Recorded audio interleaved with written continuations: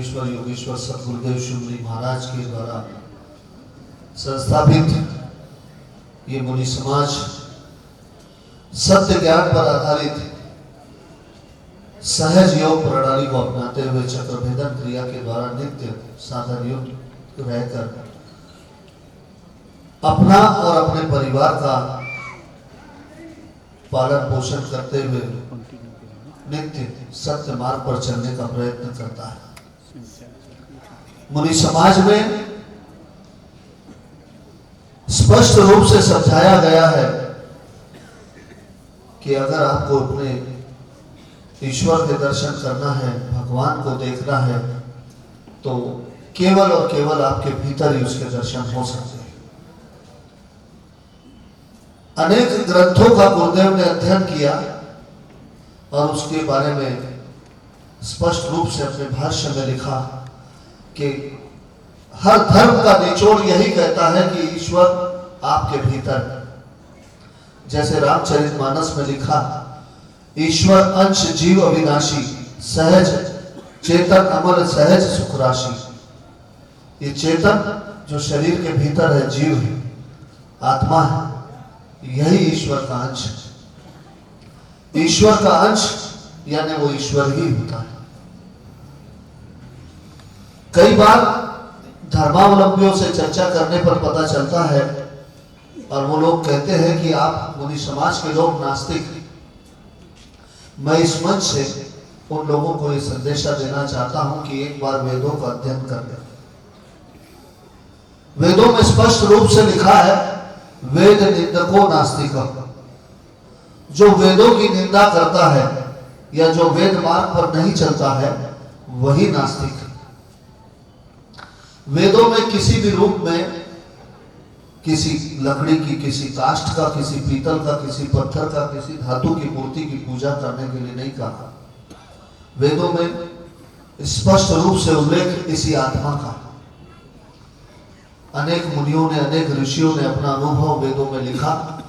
स्पष्ट रूप से उन्होंने उसमें लिखा है। अथर्ववेद में मैंने गुरुदेव के द्वारा लिखित अथर्ववेद के भाष्य में स्पष्ट रूप से गुरुदेव ने लिखा और मैंने पढ़ा है, प्रजापति चरती गर्भे अंतर्दृश्यमानो बहुधा विजायते अर्धेन विश्वम भुवन यतस्तात् कथम सकेति। गुरुदेव ने स्पष्ट रूप से उसका अर्थ किया है कि जो प्रजापति है वो इसी शरीर में चलता है। जो आंख से दिखाई नहीं देता है वही ईश्वर है और वो आपके मन के भीतर है। वो अपनी आधी शक्ति से इस शरीर को चलाता है और बची हुई आधी शक्ति उसकी अपने मन में। जो अपने मन से पूरी तरह कार्य लेता है, पूरी तरह उसका उपयोग करता है, इस संसार में वो हर जगह राज करता है। मुनि समाज के सिद्धांतों का स्पष्ट रूप से पालन करने का अर्थ यह है कि आप सत्य के मार्ग पर चल रहे हैं। केवल सतगुरुदेव शिवमुनि जी महाराज ने ही इस बात को दुनिया के सामने नहीं रखा। ऐसे अनेक संत हुए हैं इसके पहले, परंतु वो सतगुरु नहीं बन पाए। कबीरदास जी ने अपने दोहों के द्वारा समझाने का प्रयत्न किया, पाथर पूजे हर मिले तो मैं पूजू बाहर, ताकि वह चक्की भली जो पीस खाए संसार। कबीरदास जी ने भी कहा कि अगर पत्थर की पूजा करने से भगवान मिल जाता है तो मैं पहाड़ की पूजा कर लेता हूं। तुझसे तो वो चक्की भली है जिसमें गेहूं डालकर लोग आटा बनाकर पीस कर खाते हैं। ऐसे अनेक संत हुए हैं जिन्होंने ये संदेश देने का प्रयत्न किया है, परंतु सतगुरुदेव शिवमुनि जी महाराज उसमें प्रमुख इसलिए है कि उन्होंने उसको प्राप्ति का रास्ता बता दिया, प्राप्ति का साधन बताया, प्राप्ति का मार्ग बताया। बाकी लोगों ने केवल बताया है कि वो इस शरीर में रहता है। जैसे तुलसीदास जी ने अपने रामचरितमानस में लिखा, राम ब्रह्म चिन्मय अविनाशी, सर्वरहित सबूरपुरवासी।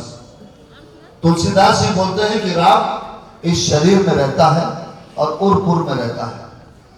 उरपुर यानी अपने हृदय प्रदेश में रहता है, यानी वो अपने मन में रहता है। परंतु तुलसीदास ने अपनी रामचरितमानस में उसकी प्राप्ति का साधन नहीं बताया। इसीलिए सतगुरुदेव शिवमुनि जी महाराज विशेष हो जाते हैं और वो सदगुरुदेव कहलाते हैं। आगे अगर महामंत्री जी मौका देंगे एक बार और तो बहुत सारी बातें करूंगा, परंतु उद्बोधन में मैं ज्यादा न कहते हुए महामंत्री जी से निवेदन करता हूं कि इस सभा को, इस सत्संग को, इस ज्ञान चर्चा को आगे बढ़ाएं। जय जय जय।